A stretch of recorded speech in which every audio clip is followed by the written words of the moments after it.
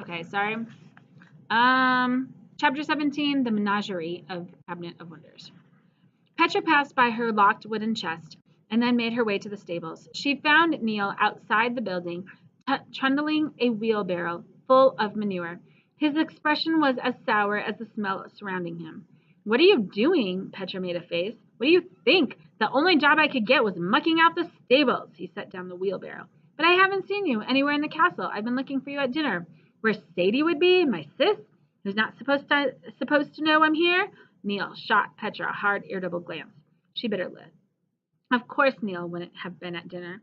Petra felt embarrassed, and this made her belligerent. Well, Sadie doesn't go into the men's dormitory. Petra's voice rose. I've been sneaking around the entrance to that room every night, and you're never there.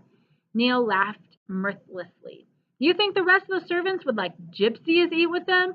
Sleep with them? Not on your life. Tabor and I are only good enough to clean up the horse after the horses. Even if I weren't keeping clear of Sadie, I'm not the right color to break bread at the Godja table or sleep on a Godja bed. Tabor and I go back home when the working day's over. Come on, don't tell me you're surprised. This was the second time in 1 hour that someone had treated Petra as if she didn't understand the way the world worked. Annoyed, she frowned and was about to say something when Neil cut in. I don't need your pity. I wasn't going to give it, she flared. You'd probably rather spend the night with your family anyway. Well, yeah, but that's hardly the point, is it? He shook his head and picked up the wheelbarrow again, walked away from Petra. For a moment she stood there. Then she spun on her heel and began striding away. Petra, you are overreacting, said Astrophil. I am not. I am tired of getting nowhere. All I do is work day in and day out in the bowels of the castle. And when I'm finally free, I go to see someone who's supposed to be my friend, and the only thing he does is yell at me. Are you sure you did not yell at him first? Petra slowed her pace, but she defended herself. He was being impossible. He said he would help, and he hasn't even bothered trying to get a message to me. And he has been working here the whole time. Exactly. He's been working here the whole time. Petra stopped in her tracks. Do you think, the spider continued, that he would be shoveling horse manure if he didn't really want to be part of the plan? Petra hated it when Astrophil was right, which was very often. But she turned around and ran to catch up with Neil. The boy glanced at her and looked away. He continued to push the wheelbarrow until they had reached a corner of the grounds reserved for drying manure in the sun to sell later as fertilizer. At least it's not hot, Petra ventured. She had been stuck inside the castle for so long that she had not realized that the weather had truly changed. The air was chilly enough to make the tip of her nose cold. A brisk wind blew across the dusty yard. The stink would be really bad in the summer, and the flies. Neil tipped the horse droppings into a large pile. So I'm supposed to be grateful then. Maybe you could find a cheerier subject to discuss the manure, Astrophil suggested to Petra. Petra pulled her father's notebook from under her shirt, where she had tucked it into the waistband of her skirt. Neil, I want you to do something for me. This is one of the most valuable things I own. It can't be found, but I don't have a good place to keep it. Would you hide it from me, please? There's no one else I can trust. She held out the book. He wiped his hands on his trousers and took it, and he flipped through the pages. It's just a bunch of signs and drawings. It's my father's. It's about the clock. I don't really understand what it all means, but it could be important. I don't think the prince knows that it exists, but if he did, he'd probably do just about anything to have it. Petra knew she was taking a risk. If what her father said was true, if the prince truly didn't know how to use the clock, then this book could indeed be very valuable to him. She couldn't leave it in her locked chest. She was sure the servants' lockers were regularly searched by the housekeeper. If Harold Listick found the notebook, he might not think it was important, but if he did, Petra hoped Neil would hide it. The tricky thing was, now that Neil knew the book might be important to the prince, he might try to sell it for the price of several horses. Neil looked at her. She could read the same thought in his tawny eyes. She almost snatched the book back out of his hands. He glanced away, peering at the pages again. He lifted a brow. Huh? What? She snapped. She should never have shown him the book. What was the point of trying to win the trust of someone you cannot trust? Your da understands the idea of zero. What? She looked over his shoulder to see which pages had caught his interest. They showed strings of equations. Oh, those pages, she thought. What's zero? Is that a Romany word? That is zero. He pointed to a symbol shaped like the letter O. You know your numbers, right? 1, 2, 3, 4? Yes, she glared. Well, zero comes before one. That had to be wrong. Nothing comes before one. That's kind of the point. He ruffled his hair and turned a page. Petra balled her fists in frustration. Astrophil spoke up, addressing Neil. Are you trying to say that 0 operates as a placeholder for calculations, that it represents nothingness? Neil nodded. But the gods don't use it. It's stupid that you don't. You can't do naughty math without it. Do you understand what the equations mean? Astrophil asked. No, but I can guess that Petra's da was trying to measure in energy, not blocks of wood. Petra was speechless. It was a good thing Astrophil wanted to do all the talking. How do you know this? The spider asked Neil. He shrugged. 0 comes from the same place as my people. Even if it hadn't, we would have picked it up along the way. It's a neat idea. The best thing about wandering everywhere is that you can choose what you like of a place and take it with you, like almonds off the tree. How is it possible that the Roma are interested in complex mathematics and yet your people cannot read? It's not that we can't. Why should we read? Well, to pass along information, to record your history. Information should be shared by people, not things. These pages are just dead trees. He frowned at the spider. Any history worth having should be alive. Petra held up an irritable hand.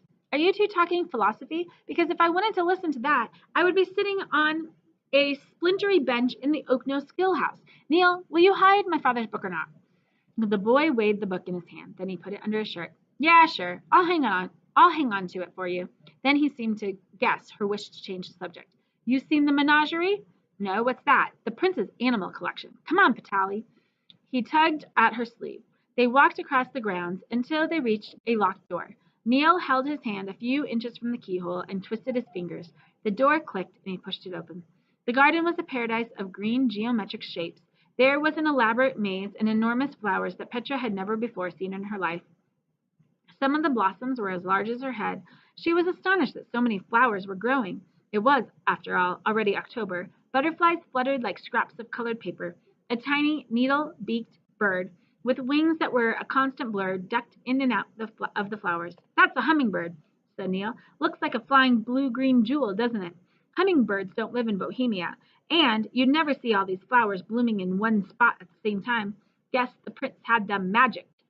He led her to a series of large cages. Monkeys screeched and clamored upside down at the top of the cage, swinging themselves back and forth.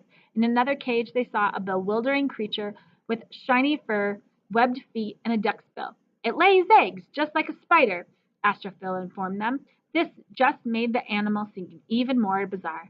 Then they saw a tall, spotted animal with long legs, an impossibly long neck, and 2 short antlers on its head. It was busy chomping leaves hanging from the leaves above.